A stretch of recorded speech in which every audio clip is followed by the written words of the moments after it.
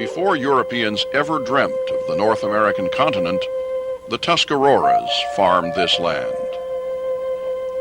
Modern North Carolinians are vaguely aware that a proud and numerous Indian people once occupied the rich soils of the inner coastal plain.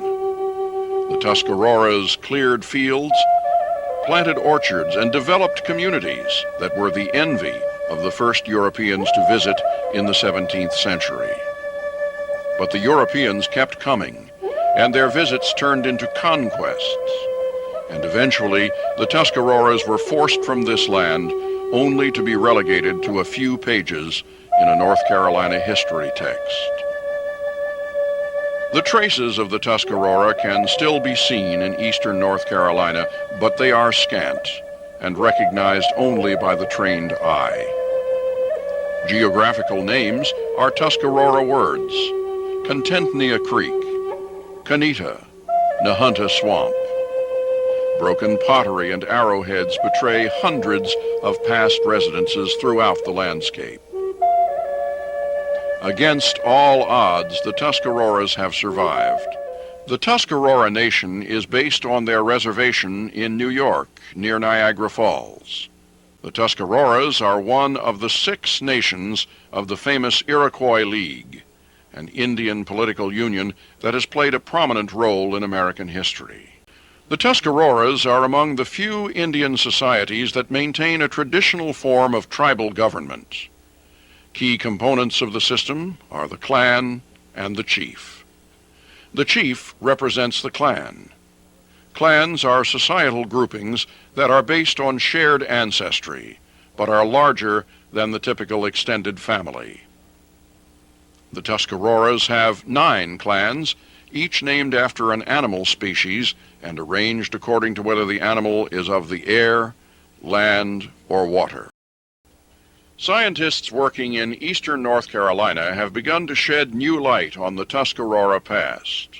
New, detailed information is becoming available through the science of archaeology, the study of past cultures. Archaeology combines information gained through the study of living cultures, the interpretation of historical documents, and the excavation of sites where the Tuscaroras once lived. The advent of written records in North Carolina occurred when the first English colonists began to explore and eventually settle the coastal plain. These events mark the beginning of the historic period. As colonial settlements spread south and west, tensions mounted between the colonists and the Tuscaroras. The decisive battle of the Tuscarora War occurred in March of 1713 at the Tuscaroras Fort in the community of Nooherooka. Here, the defeat of the Tuscaroras ensured the loss of their homeland and opened the inner coastal plain and Piedmont of North Carolina to colonial settlement. The Nooherooka Fort site is located in Greene County, North Carolina, near the small town of Snow Hill. Archaeologists have excavated a considerable portion of the site in recent years, and the materials recovered by the excavations have much to tell us about the fateful battle, the war, and Tuscarora culture in the era of colonization. When we first began work at the Nooherooka Fort site, it looked like any other cornfield in eastern North Carolina. We knew that there was a fort with walls and houses and artifacts out in this field somewhere, but we had no idea where it was in the field. The research methodology that we employed was to first dig a series of 2 by 2 meter squares randomly placed across the cornfield. These were initially unsuccessful, and so next we began a long series of trenches that ran off of our 2 by 2 meter excavation squares. The first of these trenches was successful in that it did intersect one of the fort walls. This led us to next dig what we call an area excavation, which was an expansion off of that original trench that intersected the fort wall. The area excavation was very successful in that it exposed one of the bastions on the southeast corner of the fort. The next task we had at hand was to discover what sorts of houses they were living in inside the fort, and this led us to begin digging large excavation areas in the center of the fort.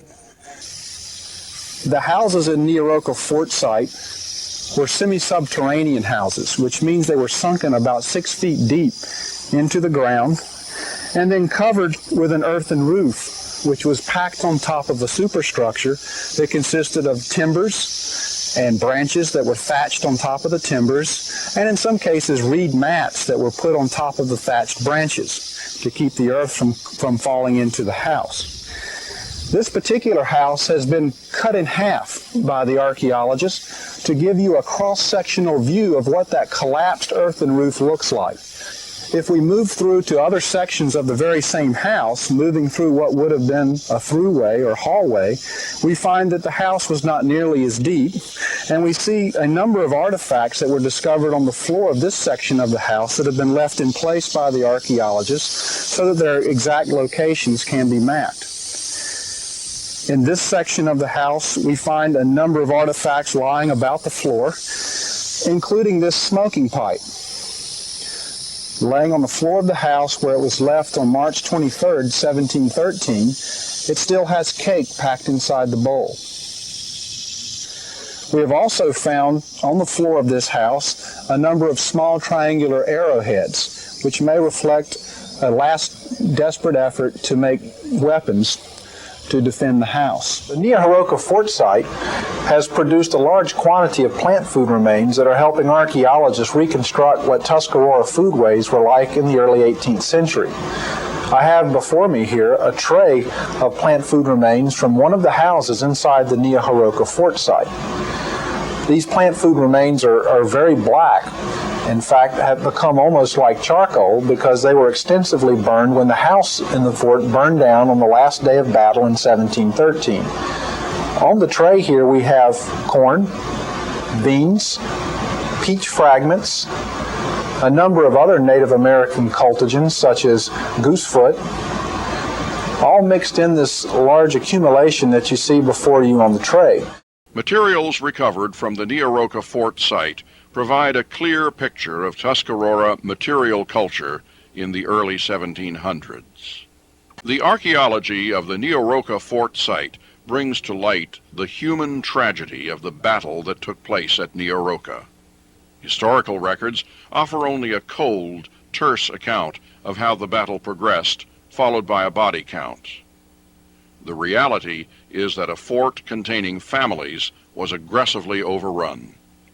Slain with the warriors were women, children, and the elderly.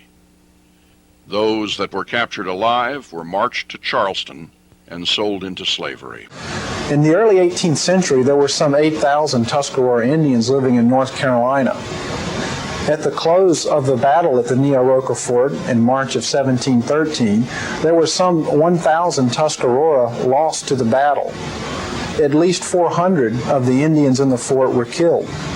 The rest were either taken as captives and sold into slavery or escaped and disappeared forever into the frontier lands of the Carolinas and Virginia. It appears that about 15% of the total Tuscarora population may have been lost in that one battle at Nooherooka Fort. Following the battle at Nooherooka Fort, the Tuscarora along Contentnia Creek were forced to abandon their homeland and flee northward into New York State to join the Five Nations Iroquois. The Tuscarora along the Tar and Roanoke River drainages were forced to live on a small reservation in what is today Bertie County.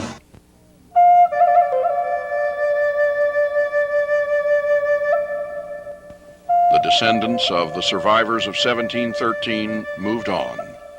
Many helped the South Carolina colony survive its war with the Yamasee Indians in 1715. Others openly supported the American Revolution against the British Crown in 1776. Today, they're part of the complex history of the United States and the diverse society which our unique past has spawned.